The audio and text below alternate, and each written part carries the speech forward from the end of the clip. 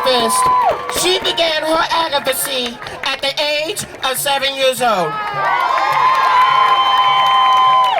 Liv has been on the front lines of local rallies, marches, and community forums for much of her young life. She has testified at the Colorado Capitol and volunteered on local campaigns.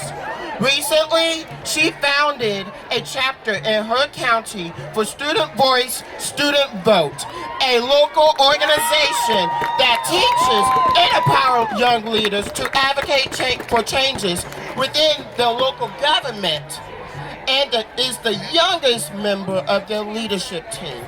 As a member of the LGBTQIA+ community, she is committed to fighting for equity for all marginalized communities, especially our Black and Indigenous person of color, friends, family, and neighbors. I'm excited as the only out lobbyist at the Missouri State Legislature. I am so proud to introduce Olivia Caudill. Give it up!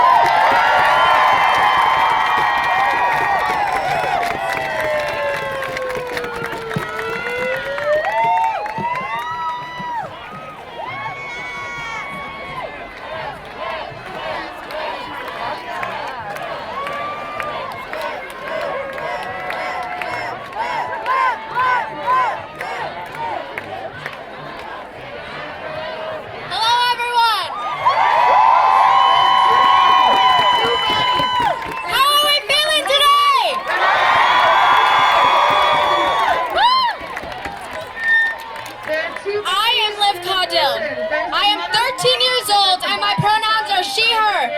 I'm an activist for LGBTQ rights, racial and social justice, and I've been doing this work since I was 7 years old.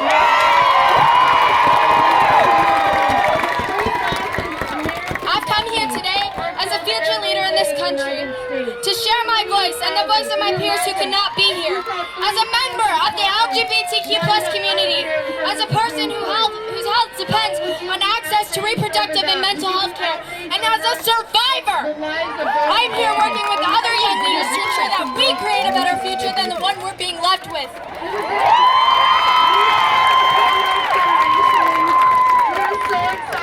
Many of us felt fear with the passing of Justice Ruth Bader Ginsburg. Because of her work, me and people like me have had opportunities and protections that we didn't before. Her work has led to advances in equal pay for women, the right for me to marry who I love someday, and my autonomy over my own health care, just to name a few.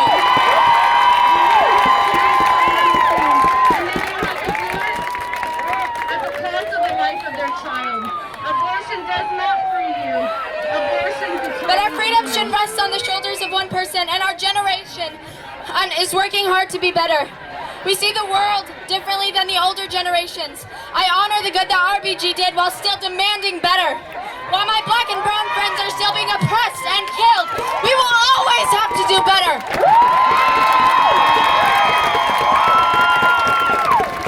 That's why this SCOTUS appointment and this election is so important. We're here to not only demand that the Republican senators stop being hypocrites and let the next president decide who to appoint, but to also demand that the next president appoint a champion for all marginalized people.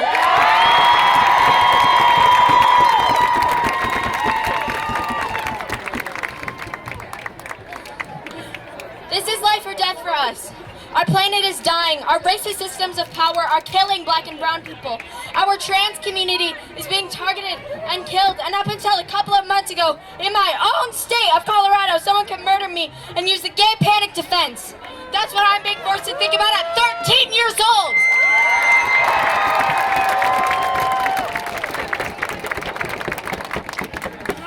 Our country is only recently passing laws and making decisions that validate my existence. Will this new Supreme Court chip away at that progress? Will they take away our right to marry who we love? A right we were only afforded 5 years ago?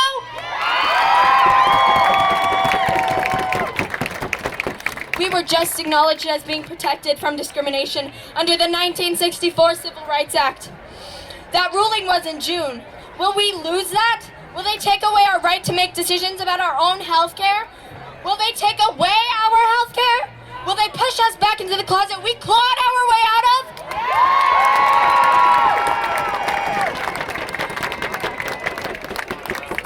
We already know how Amy Coney Barrett feels about some of these issues and how they impact the LGBTQ plus community.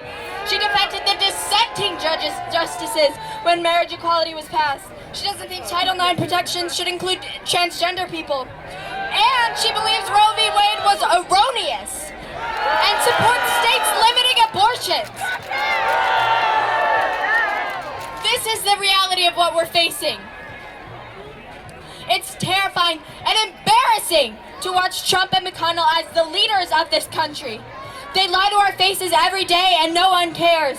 Senator Cory Gardner from our state of Colorado said in 2016 the next president of the United States should be able to fill a vacancy on the Supreme Court. But that was only to benefit him and his friends. If Gardner and all of the other Republican senators allow a vote and confirm this Trump nominee, they will also be confirming what we already know, that this government does not care about the people, our vote, or our lives. We will not stand for this. I refuse to let anyone dictate what I do with my body or tell me who I can love. I refuse to stand back and watch as those in power keep their knees on the necks of people of color in this country. I refuse to be silent as children are being put in cages.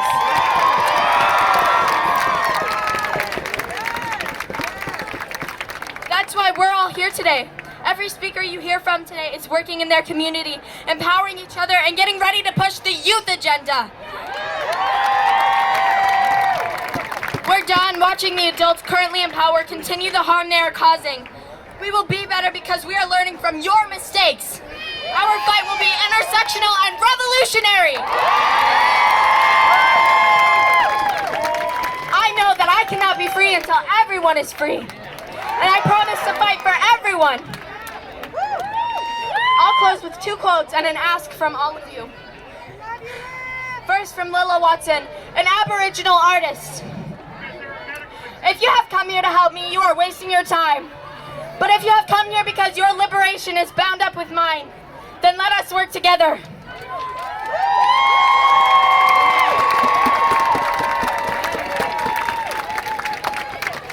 And as the late RBG said, fight for the things you care about, but do it in a way that will lead others to join you.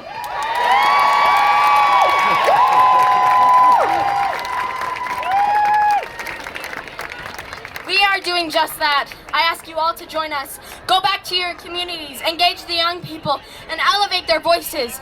Every year there are waves of us turning 18, and we're going to vote!